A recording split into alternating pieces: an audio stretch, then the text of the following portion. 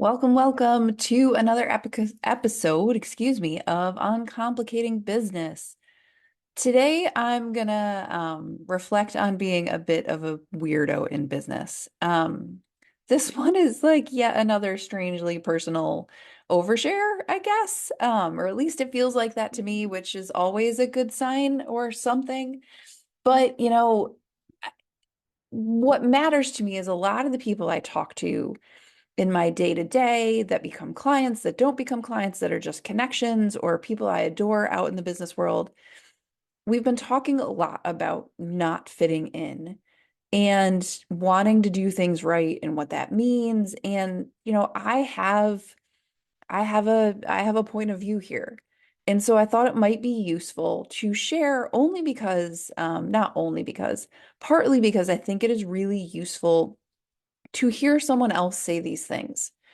Like I, for example, am someone who really wants to do things right. I want the gold star. I want to get the A.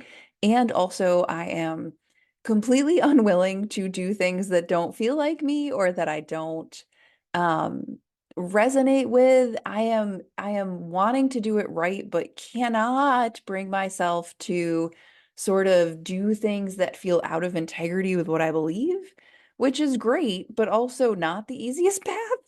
Um, Maybe you can relate to this because sometimes you do things and you're like, oh God, I'm never going to do that like that again. But what are the other choices, right?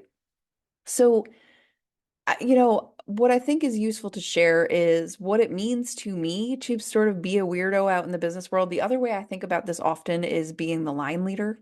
It's a very teacher way to think about it. But if you think about being the line leader and the kid who is at the front of the line, they don't have any idea what's going on behind them. They just know where they're trying to get. It's like, okay, take this line and walk it to the park, right? But they aren't the mother hen keeping everyone in line. They are sort of forwarding through the path, working around the puddles, doing the things and letting the people behind them sort of follow in a more gentle way. For me, being a line leader is tricky and fun and scary and all the things. What I've come to in the business world is that I've mostly come to embrace my weird. And, and I'm in a place where a lot of times I even let it help me rather than hold me back. So I want you to know that, this is a thing that you're not the only one feeling. I want you to know that it's always here, but it doesn't have to be the thing that constantly feels like you're being pulled in nine directions, and that there is a way through this. So it's taken me time to both understand and sort of I wrote down come to terms, but I don't really mean it that way because it sounds like I'm um like it sounds like if I say come to terms that I've come to some place that's like a compromise, but it's not. It's a good place and I'm good with it.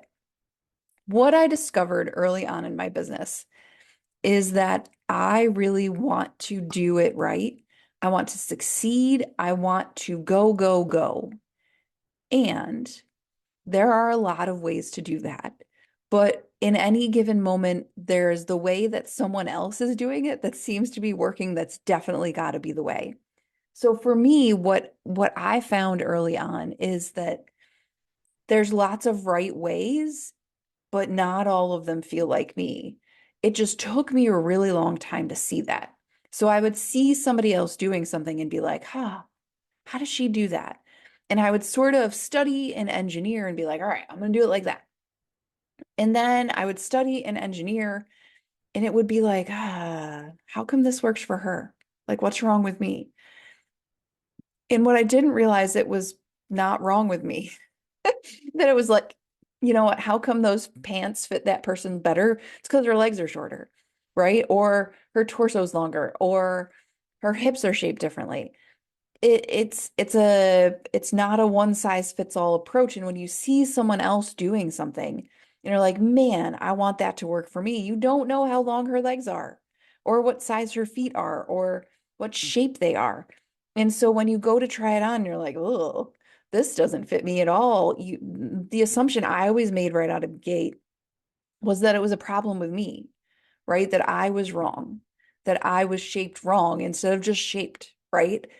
And so the best example of this I can think of is I was in a coaching mastermind a couple years ago. And there was this woman in that group who I was just in awe of. And she was so smart. And everything looked and felt so effortless when she did it. She just spoke her mind, which I learned a lot of from her. She really showed up with all this trust, and she was like pretty new in her business. And I was like, holy God. And so I started, I don't even think I realized it, but I started kind of onboarding the way she was doing things into the way I was doing things. And I got really frustrated really fast. But what I didn't realize at the time, and took me eventually, like it took me knowing her more to see, was that part of what made everything look effortless for her was the network she had built in the 20 years that came before her business. Like she had been in the corporate world building this crazy network for a million years. She was great at people. She's still great at people. She's somebody I'm still connected with. And that network was where she was going to grow. And that was where she would turn around and be like, all right, network, here's what I'm doing. Come on board. And she was very open and upfront about it, but they already knew her. They already knew what she was capable of. They already trusted her. They already a lot of things. And I was like, how come when I show up in this same vibe that like people don't throw money at me the way they're throwing money at her? And I was like, what the hell? And then I realized there was more to the story, right? It's the whole quote where you don't judge your beginning by somebody else's middle pages of the book. And I was looking at the middle for her. I didn't realize it because that's not the way she talked about it either. She talked about it as her new business. And it was like, oh, but she wasn't new. And that was the trick.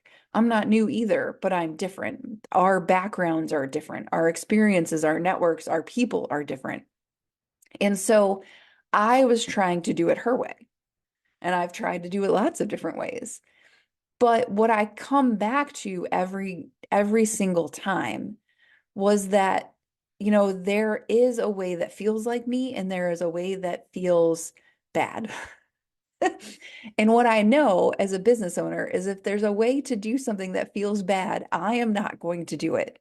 Like I can't make myself miserable in that way. I don't know that you can either. People aren't really built for this.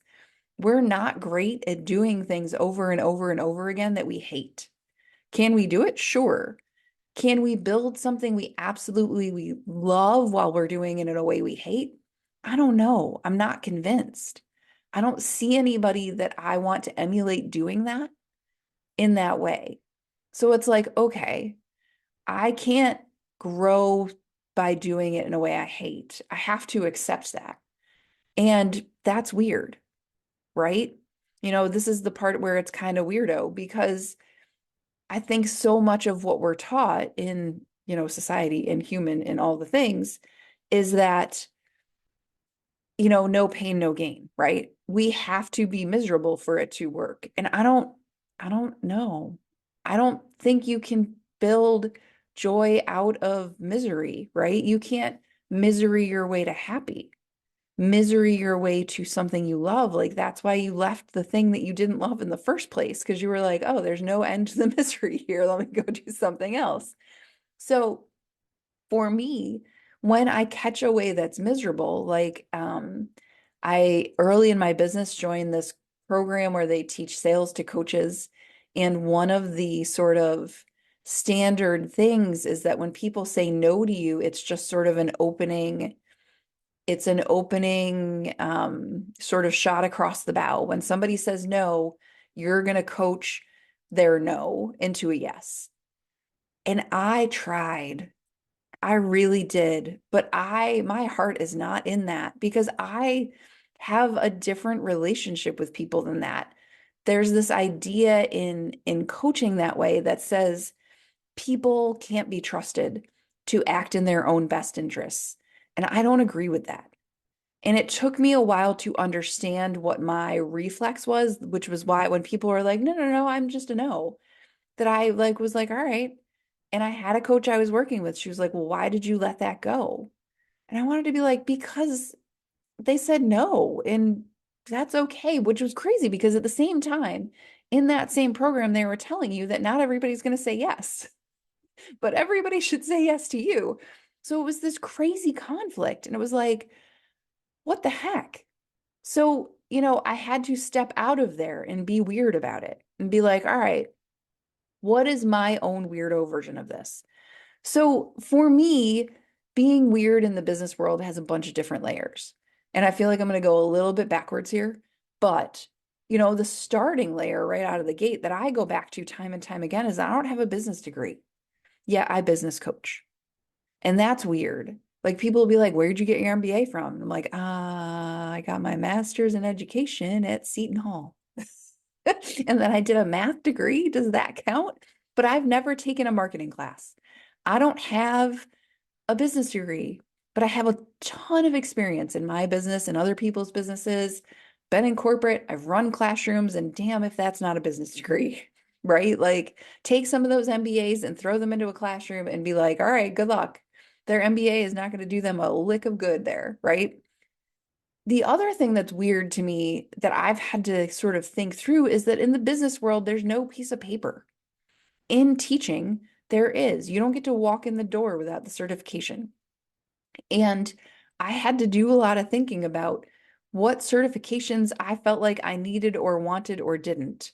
I have let go of the reflex to get another certification every time I feel like I'm not quite enough. And I know lots of people that are like, well, if I just get that next piece of paper, listen, I get it. I'm not judging it. I understand it. I have it, but I've worked to let it go because, the weirder and more thing to do is to be like, you know what? I'm great as I am now.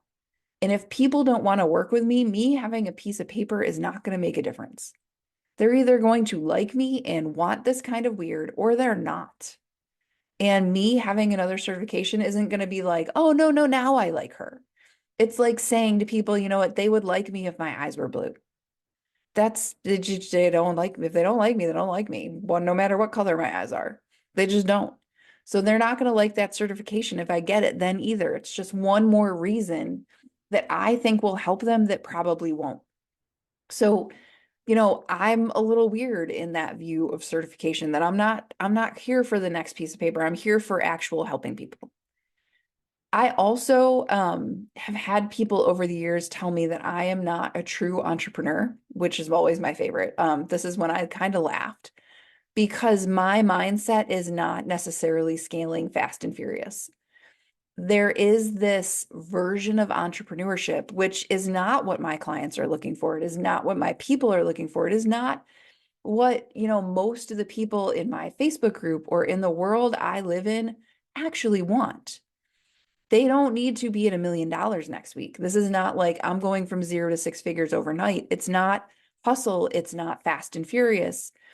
And I've had people in the entrepreneur space be like, well, what's wrong with you? If your goal is not $1 million, if it's not 7 figures, it's not like some freaking like 10x your business in the next 3 weeks kind of bullshit. They think it's wrong to have goals that are a little more qualitative than that. And for me, it's not that I don't want to 10x things, but I want to 10x the service. And if the income comes because of that, then great. I suspect that it will, but what I'd like ultimately to do is reach more people and help more people, not not scale in a way that's not going to feel like me or help anybody, right? Like I could just like tell you every salesy thing to get you in the program and then not help you. Like I could do that. Like we can all lie. But why would I be able to live with it? Absolutely not. But this idea that like true entrepreneurship is like get in here and scale the shit out of it and then sell it to somebody is bananas to me. Are there cases where that makes sense? Sure. Is that the way my brain works and my heart works? No. So I have to be a little bit weird out here and be like, that's not how I'm going to do it. The other thing, and I think it's back to the like, if they say no, coach their no, is I am unwilling to put the needs of me and my business before other people's well-being. And that's weird, right? Like I am never going to sell you something if I don't think it's going to help you. Like literally never. Like, I'm not going to do it. If you come to me, and even sometimes people that say yes, I'm like, you know what? No, you're not ready. I have told people that. I have given back money because people aren't ready. It's like, listen, you know what? When you're ready, come back, but you are not right now. This isn't a good use of your time or energy or money, and I don't want to be the person that takes from you in that place. I am unwilling to put other people to be the thing that costs them, that leaves a bad taste in their mouth, that doesn't serve them in the moment when this isn't what they need. I'm just not willing to do it. I'm not willing to put my business ahead of that. And yeah, I want to be successful. And yes, I'm willing to fight for it. But no, I'm not willing to compromise other people for it. And that again is kind of weird.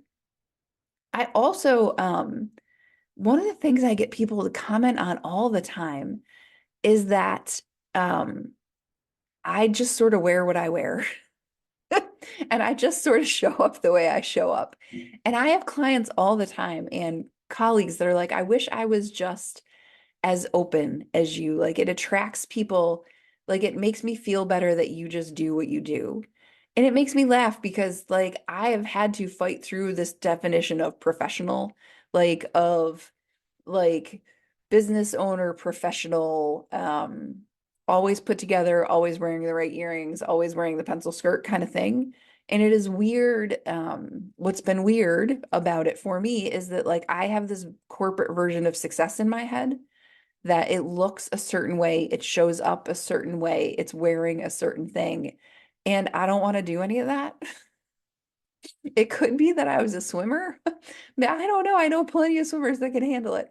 But I swam all through high school and college, and having wet hair twice a day meant that like I didn't really ever feel like doing anything more than the minimum because the minute I spent an hour on it, it was going to get undone. And it's like, you know what? Like, why? Okay, it got brushed. I blew it dry. Go me. And then the next time it gets wet, and yeah, that's held over for like 20 years. Could it be better now? Maybe, but like, okay. So you don't like it. It's weird that I don't have to add that layer of pretense.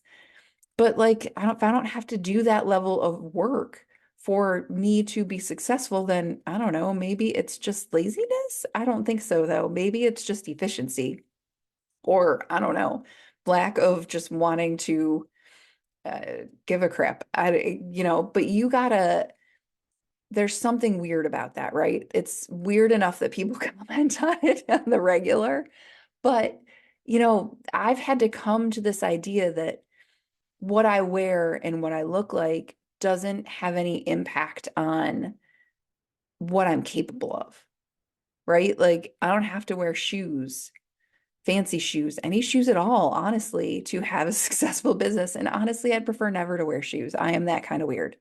So for you, how is what you see as professional, what you think it looks like, what you think you have to wear, what you think you have to show up as on social media, what the picture should look like, how fancy it should be or not? How do you think that defines what you're doing and not doing right now and how you're spending your time and energy? Like, if you love it and you love getting dressed and you love feeling that part, like, great. I don't, and I'm okay with that. Everybody's got it different, right? I think the other thing that I've had to find my way to is scripts or my way away from, right? So early on in business, you're always looking for a script, right? You're always looking for like, how do I say this right in the moment so that people understand it? Like I get tons of people that come to me and they're like, right, but I'm just trying to clarify the language. Listen, there's no perfect language. There just isn't. There's no one way to say it. There is no script for a sales call that's going to work every time. And the people selling that to you are lying. Like, I just feel really strongly about that. It's like teaching students, when I was in a classroom, there were a period of years where it was like the script years, where it was like, take this book and read it word for word, and that's how you're going to teach. And we all, as teachers, were like, no. Because as much as you were like, I'm following the script, yes, while you're watching, and while you're not watching, I am closing the book and doing what I know is right for my kids, right? You can't script a human. You can't script a human. So there is no script for that.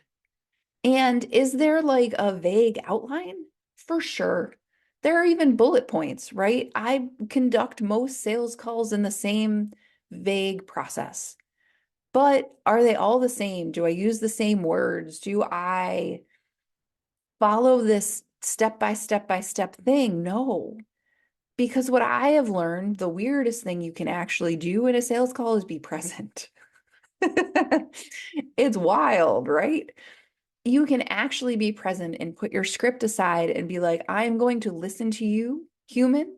And then the second weirdest thing that you can choose to do in a sales call is to trust that you'll know what to say next. Do I get it right every time? Absolutely not. But did I get it right every time when I had a script? Hell no. So, like, what's the difference? I'm just less stressed out about it now. Cool. I'm not going to ever sign every person that comes at me. Not meant to. You're not meant to. No, everybody shouldn't be saying yes because that's just not the way business works. It's just not. It's not real. So for me, learning to let go of script, actually letting go of script and of like detailed lesson plans was made me such a better teacher.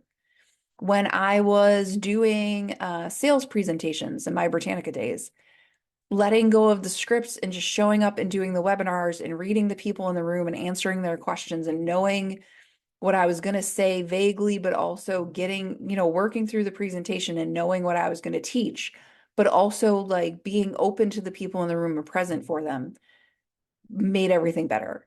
This is also true in sales, I find. At least for me, it has to be. Like I had to let go of that there was this process that I had to follow exactly.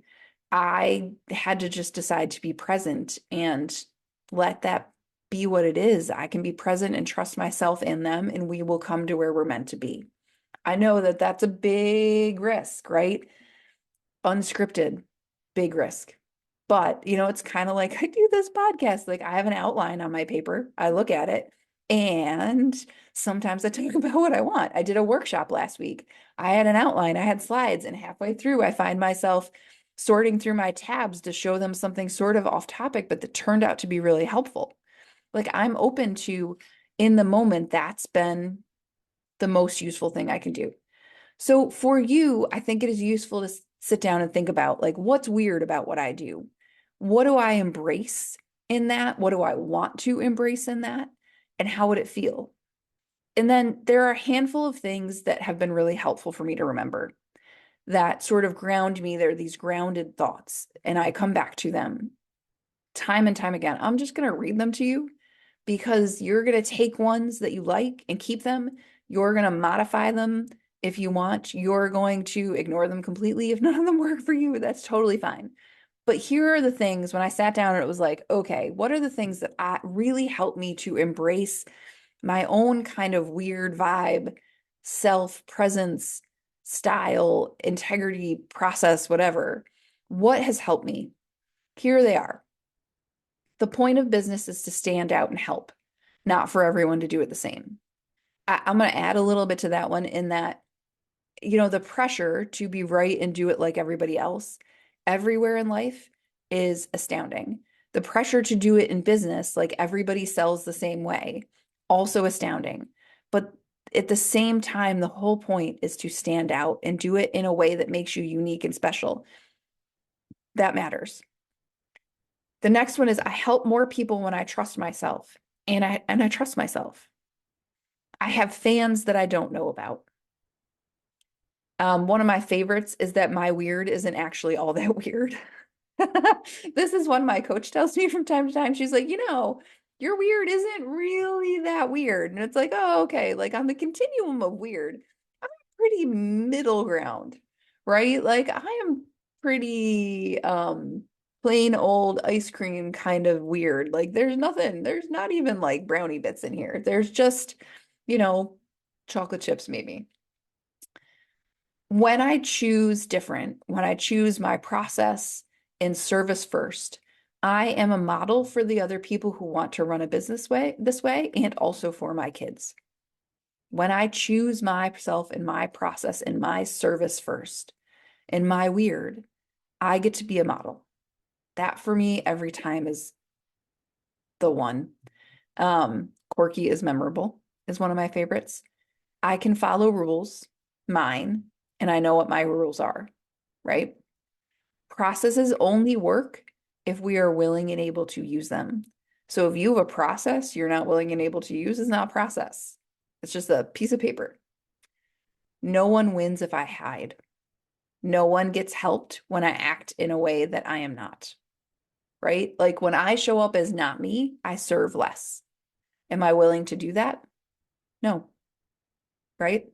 I want to help more. I want to grow through service. I want to reach more people. I want to expand in that way.